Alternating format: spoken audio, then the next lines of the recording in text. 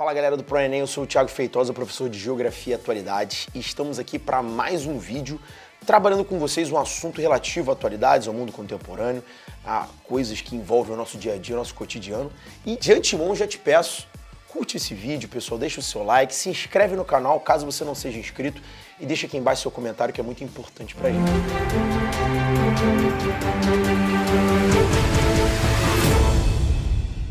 E a gente vai falar nesse vídeo, nesse encontro, sobre um assunto que vem saindo na mídia nas últimas semanas, que são as baixas perspectivas de crescimento brasileiro nos próximos anos. E isso é algo que preocupa muito a nós, né, em termos de futuro próximo, né?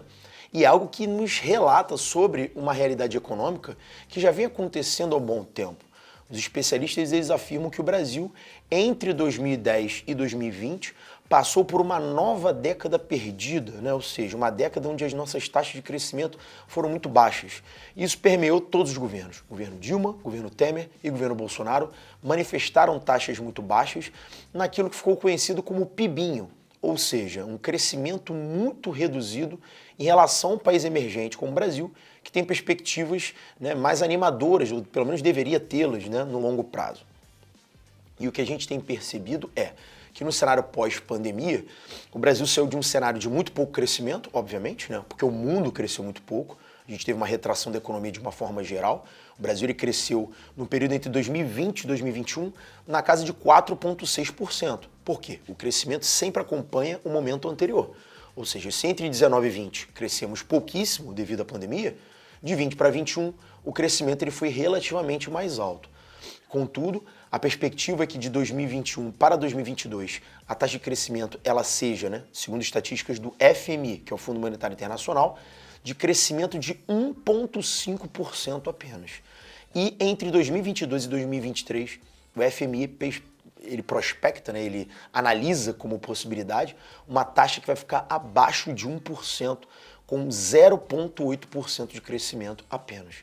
Apenas no período entre 2022 e 2023 teremos possibilidades mais amplas, né, mais adiante, né, ou seja, sendo referido apenas a 2024, na casa de 2%, mas que é algo também que não é muito confiável.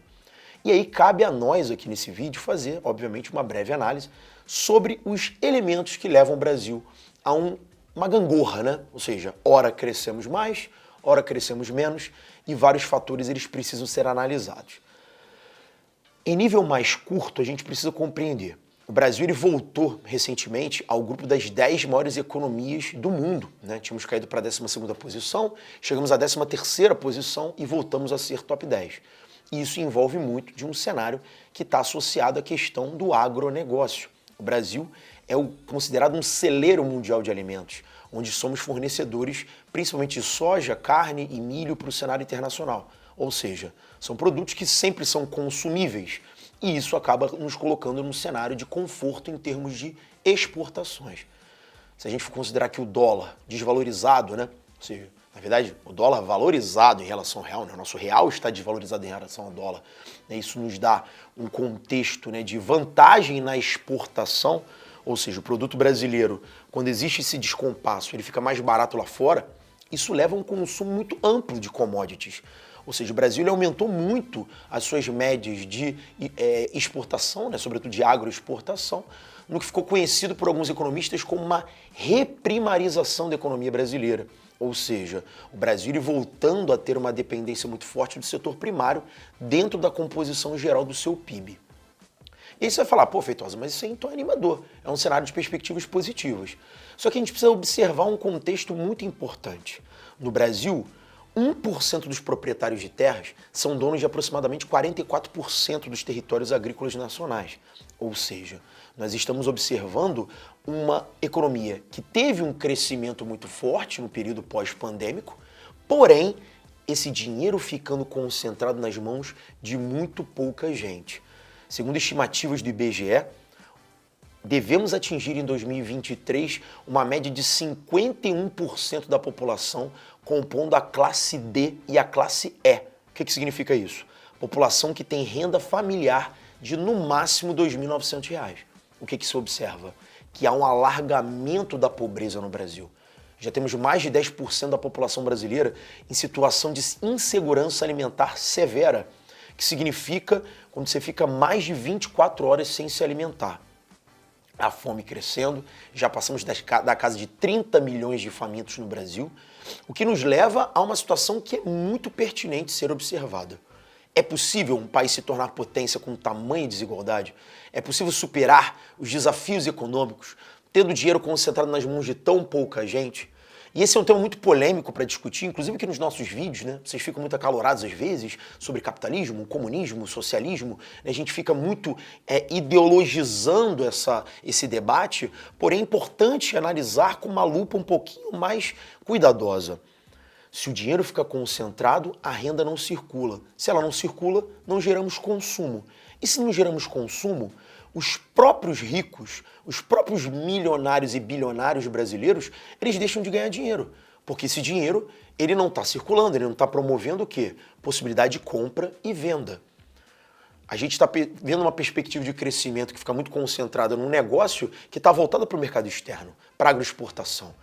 A gente não tem oferta de comida suficiente para o mercado interno para baratear o preço dos alimentos e fazer com que a fome seja solucionada.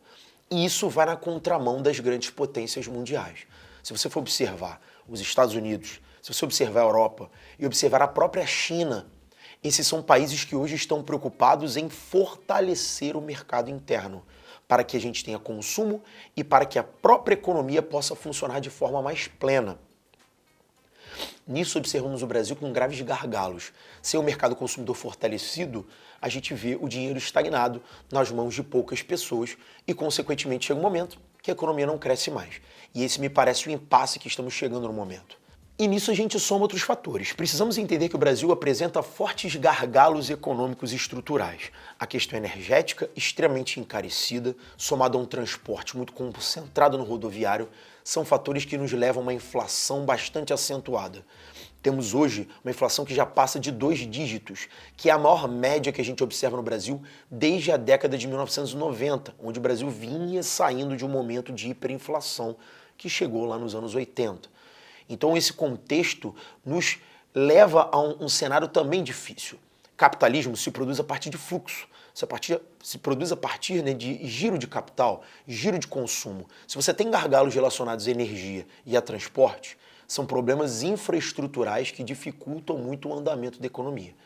E se a economia não funciona, a gente não gera emprego. Se a gente não gera emprego, a renda fica comprometida.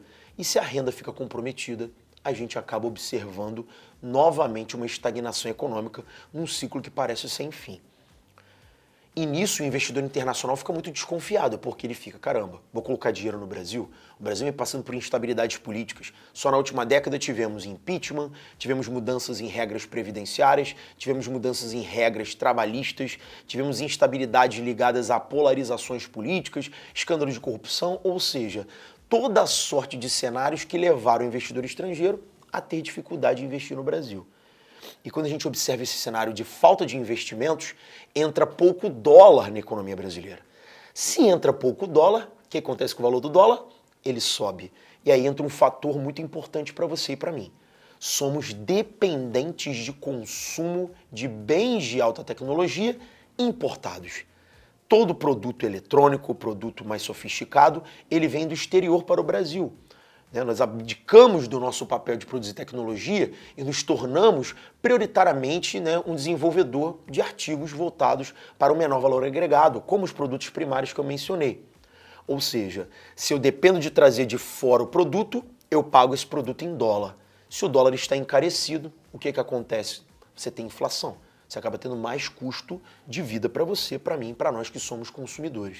Então esse é um cenário que quando a gente soma todas as pontas, existem muitas dificuldades a ser trabalhadas no Brasil. E isso é um grande desafio para o momento político que vamos viver em 2023. Teremos um novo governo, seja a continuidade do atual, que vai precisar se renovar, seja um novo governo que vai ser eleito, que vai precisar renovar o Brasil, e esses entraves eles parecem ainda um pouco nebulosos para o mercado internacional, que prefere fazer o quê? Não colocar dinheiro na economia brasileira, o que faz com que o dólar se mantenha num patamar bastante elevado, somando-se como mais um fator de inflação. Então esses cenários todos somados, pessoal, fazem com que as perspectivas de crescimento do Brasil nos próximos anos sejam muito dificultosas. Mas, sem dúvida, todos os economistas eles são muito uniformes no mesmo discurso. não conseguiremos fazer o Brasil crescer mais novamente sem políticas mais sérias de distribuição de renda. E a melhor forma de distribuir renda é gerando emprego. E essa parece uma urgência para a economia brasileira nos próximos anos. Então, galera, se você gostou desse vídeo, deixa aqui o seu like, deixa o seu comentário, é importante esse debate com você. Propõe aqui mais assuntos para a gente trazer em vídeo do ProEnem e estamos sempre aqui para poder te atender, beleza? Um abraço.